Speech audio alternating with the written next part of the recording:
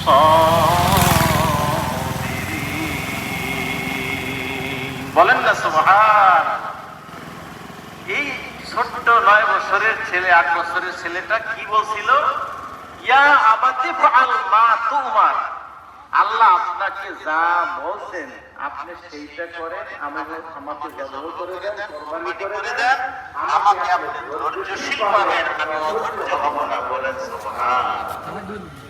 এখন যখন ছেলে রাজি, বাবার কোনো চিন্তা নাই। যদি ছেলে রাজি না হতো, শক্ত করে কষাইয়া বান্ধা হইলেও নিয়ে যাওয়া লাগতো। কিন্তু যখন ছেলে রাজি, আর কোনো টেনশন নাই, সমস্যা নাই। এখন বিবির কাছে গিয়ে বলল, বিবি আমি ছেলেটাকে একটু একটা দাওয়াতে মেহমানিতে নিয়ে যাচ্ছি, তুমি একটু সাজায় গোজায় দাও। তখন সুন্দর করে সাজায় গোজায়